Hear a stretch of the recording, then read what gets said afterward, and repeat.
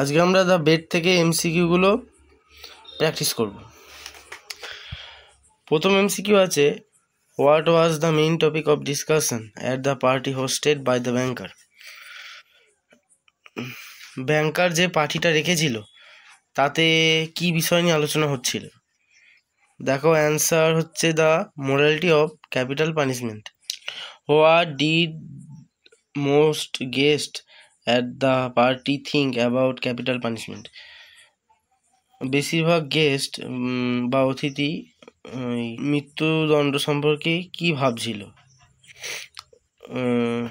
It should be replaced by life imprisonment. মৃত্যুদণ্ডের বদলে আজীবন কারাদণ্ড দেওয়া উচিত। অনেকেরই এটাই মতামত ছিল। আমি শুধু উত্তরটাই পড়ছি, অতগুলো 4টে অপশান আছে, ওগুলো আর পড়ছি না, শুধু উত্তরটাই পড়ছি। How did the banker initially describe capital punishment? more moral and more human than life imprisonment. মৃত্যুদণ্ড সম্পর্কে ব্যাংকারের কি মতামত ছিল? ব্যাংকার বলছে এটা আজীবন কারাবাসের থেকে অনেক বেশি নৈতিক, অনেক বেশি মানবিক। কারণ মৃত্যুদণ্ড একবার হবে, আর লাইফ ইমপ্রিজনমেন্ট বা আজীবন কারাবাস প্রত্যেক দিন একটা মানুষকে তিলে তিলে মারবে। সেই কারণে আজীবন কারাবাসের থেকে মৃত্যুদণ্ডটাই ওর ভালো মনে হয়েছিল। What was the lawyer's opinion on capital punishment and life imprisonment? লয়ারের কি মতামত ছিল? মৃত্যুদণ্ড আর ওই আজীবন কারাবাসের মধ্যে কি মতামত ছিল?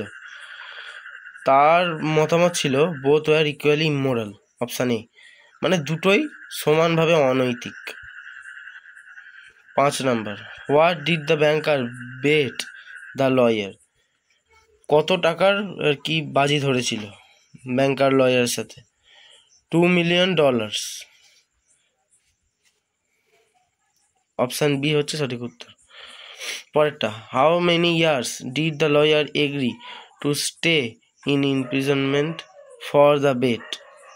মানে আজীবন কারাবাসের জন্য সে কত বছরের জন্য বাজি ধরেছিল যে কত বছর থাকবে? 15 years, 15 বছর। Why did the banker say voluntary imprisonment is harder? Banker কেন বলেছিল যে ভলেন্টারি মানে হচ্ছে স্বেচ্ছায় আজীবন কারাবাস কেন কষ্টের? তার কারণ একটাই, the prisoner has the right to leave any time.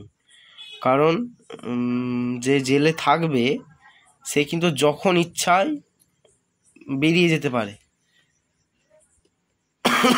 কারণ সে স্বেচ্ছায় কারাদণ্ড নিচ্ছে। পরেরটা, what was the banker's initial attitude towards the bet? He was excited and confident.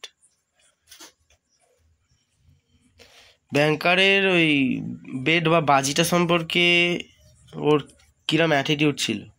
ও পুরো একদম এক্সাইটেড, চঞ্চল ছিল, আর কনফিডেন্ট বা নিশ্চিত ছিল যে ওই জিতবে, লয়ার থাকতে পারবে না অত বছর। What did the banker think motivated the lawyer to accept the bet?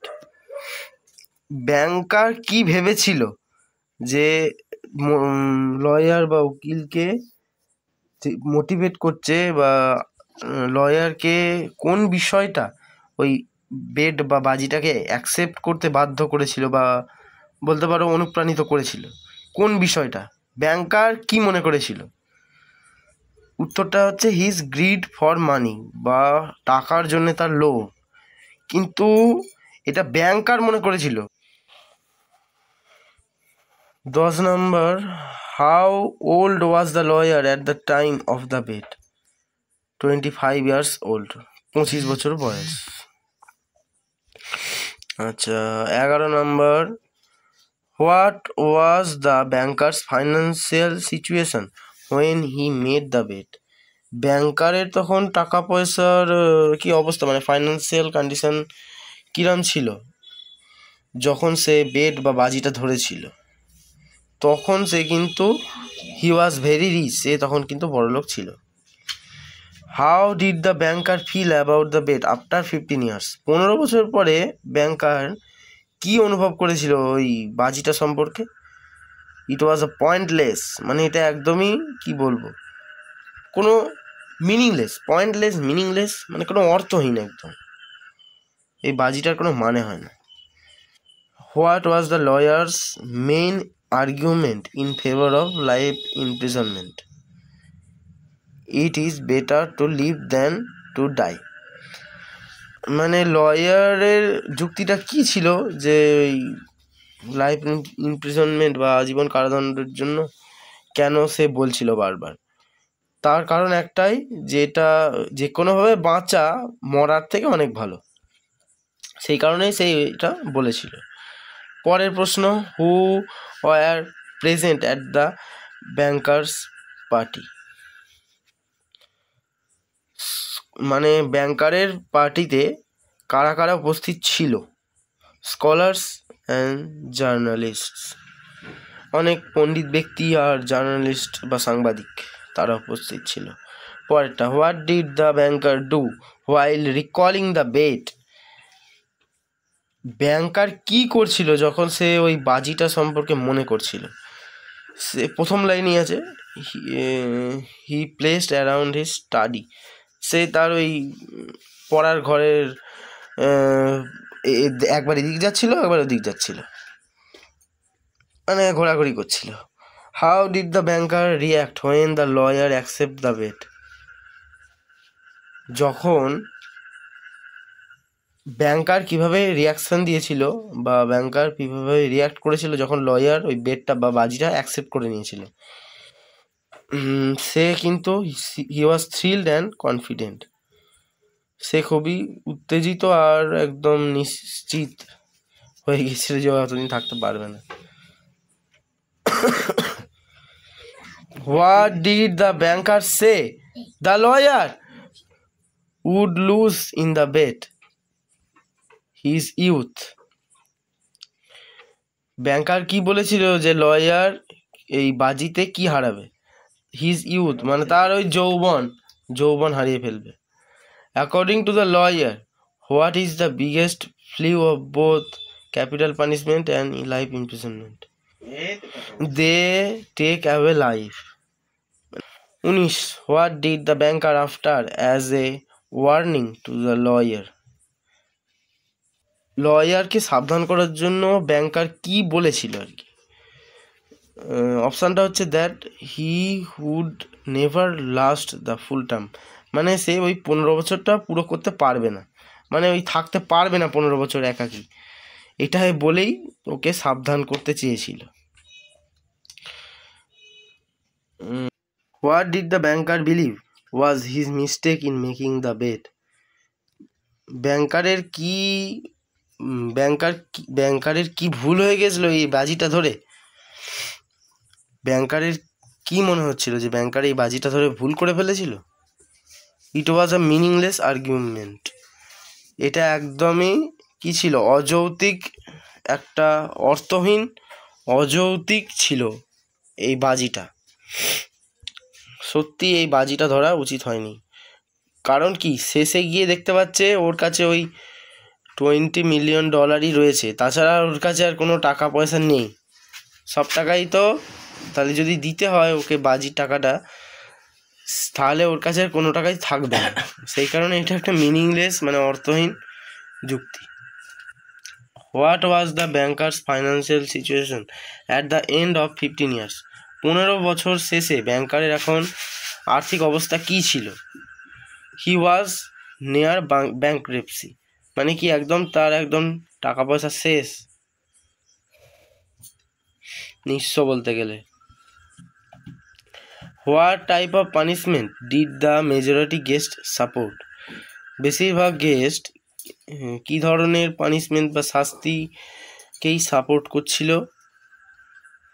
Life imprisonment, মানে আজীবন কারাদণ্ড। মানে মৃত্যুদণ্ডটা সবাই চাইছিল যে মৃত্যুদণ্ডটাকে বাদ দিয়ে দিতে, তার বদলে এই লাইফ ইমপ্রিজনমেন্ট বা আজীবন কারাদণ্ডটাই হোক। পরেরটা, why did the lawyer take the bet so confidently? কিন্তু ওই লয়ার কেন এত কনফিডেন্টভাবে বা এত নিশ্চিতভাবে বাজিটা ধরেছিল। হি ওয়াজ গ্রিডি ফর, মানে সে টাকার জন্য লোভী ছিল।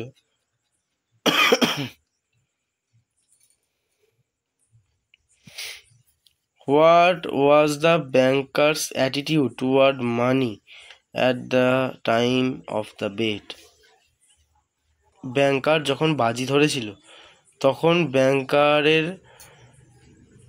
ব্যাংকার টাকা পয়সা সম্বন্ধে, তার টাকা পয়সা সম্পর্কে তিনি কেমন ছিলেন, মানে কেমন মনোভাব ছিল? He was careless with it. What was the central theme of the bet? এই বাজি, এই গল্পটার থিমটা কি, মানে কি বিষয় নিয়ে লেখা আসলে? The true value of human life and knowledge, মানে মানুষের জীবনের আসল মূল্য আর নলেজের মূল্য বা জ্ঞানের মূল্য। হোয়ার ওয়াজ দ্য লয়ার ইমপ্রিজন্ড? মানে লয়ারকে কোথায় বন্দি করে রাখা হলো আর কি? In a gardening of the bankers house, মানে ওই ব্যাংকারেরই একটা বাগান বাড়িতে আর কি। What was the lawyer forbidden from doing during his imprisonment? Forbidden মানে নিষেধ করা হয়েছিল বা বারণ করা হয়েছিল। লয়ারকে কি করতে বারণ করা হয়েছিল যখন সে বন্দি অবস্থায় আর কি বাজিটা ধরেছিল আর কি, বন্দি অবস্থায় 15 বছর ছিল, তখন তাকে কি করতে বারণ করা হয়েছিল? অপশান হচ্ছে সঠিক, receiving the letters and news papers, মানে তার চিঠি নেওয়া আর খবরের কাগজ পড়া, মানে এক কথায় বলতে গেলে বাইরের দুনিয়ার সম্পর্কে সে কিছুই জানতে পারবে না। 15 বছর ধরে কি হচ্ছে না হচ্ছে, চিঠিও পাবে না, খবরের কাগজও পড়তে পারবে না। How was the lawyer allowed to communicate with the outside world? বাইরের পৃথিবীর সঙ্গে লয়ারকে কীভাবে অ্যালাউ করা হয়েছিল বা যোগাযোগ করার জন্য আর কি? থ্রো আ লিটল উইন্ডো, এই একটা ছোট্ট পাড়ার জানলার দ্বারা। How long was the lawyer suppose to remain in imprisonment? 15 years, 15 বছর।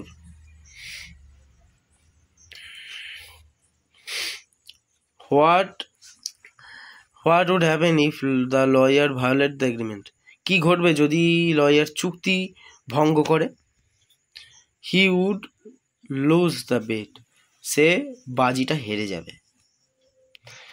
দেখো 30টা এমসিকিউ এখানে দেওয়া আছে। বাকি এমসিকিউ পাওয়ার জন্য এখানে ডাউনলোড পিডিএফে ক্লিক করতে হবে। ডাউনলোড পিডিএফে ক্লিক করার সাথে সাথে এই জিমেল অ্যাকাউন্ট খুলে যাবে। তোমার যে জিমেল অ্যাকাউন্ট থাকবে সেই জিমেল অ্যাকাউন্টে ক্লিক করে দিলেই ডকুমেন্ট খুলে যাবে। ঠিক আছে, এখানে বাকি এমসিকিউ রয়েছে,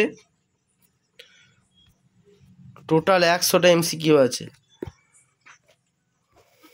আজকে আমি 30টা নিয়ে তোমাদের আলোচনা করে দিলাম, আর বাকি পিডিএফটাও তোমাদের দিয়ে দিলাম। লিঙ্কটা তোমাদের ভিডিওর নিচে দিয়ে দিলাম, তোমরা দেখে নেবে। আজ এই পর্যন্তই।